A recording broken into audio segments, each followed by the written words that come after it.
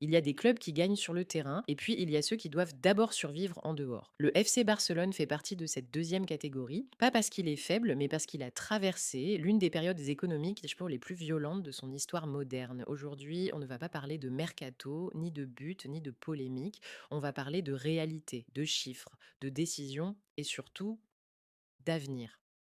Parce que contrairement à ce qu'on entend souvent, le Barça n'est pas en train de mourir économiquement. Il est en train de se relever. Installe-toi tranquillement, on va prendre le temps de comprendre le point de départ. Avant la chute, revenons quelques années en arrière. En 2018-2019, le FC Barcelone est au sommet. Des revenus autour de 850 millions d'euros, des résultats sportifs solides, une image mondiale forte. Sur le papier, tout va bien. Mais en coulisses, un déséquilibre est déjà là. Les salaires explosent, les amortissements s'accumulent et le club vit au-dessus de ses moyens sans le savoir vraiment. Puis arrive le Covid.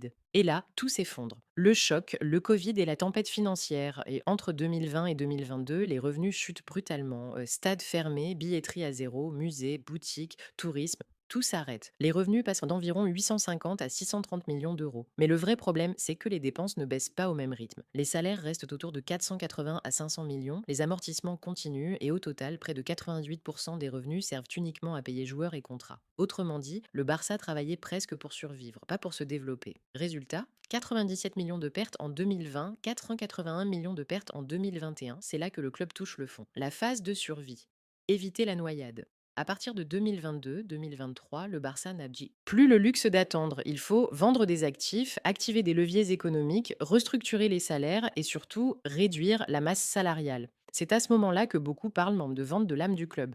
Mais la vérité est plus simple, le Barça cherchait de l'oxygène. Ces décisions permettent de stabiliser les comptes, réduire les amortissements, préparer un vrai rebond. Et ce rebond commence à se voir. Le tournant, des revenus qui remontent, des cotes qui baissent en 2023 puis 2024. Les revenus remontent fortement, les amortissements chutent de près de 190 à environ 110 millions, les salaires redescendent autour de 470 millions. La différence avec l'ère Covid est énorme. Aujourd'hui, les salaires plus amortissements représentent environ 55-60% des revenus contre presque 100% auparavant. C'est là que tu sais qu'un club redevient sain, le vrai sauveur, le Spotify quand. Nous, maintenant, parlons du futur. Le nouveau Spotify qu'en nous, ce n'est pas juste un stade plus beau, c'est une machine économique. Les chiffres sont clairs. 43 millions d'euros annuels déjà sécurisés via de nouveaux sponsors, environ 150 millions par an rien que grâce aux sièges VIP et loges.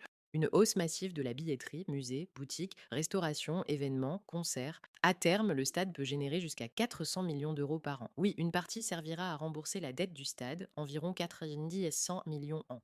Mais le reste, c'est de l'argent pour le club. Et plus encore. Si les revenus dépassent les prévisions, le Barça pourra rembourser plus vite, économiser des intérêts et libérer encore plus de marge salariale. C'est un cercle vertueux. Ce que ça veut dire concrètement.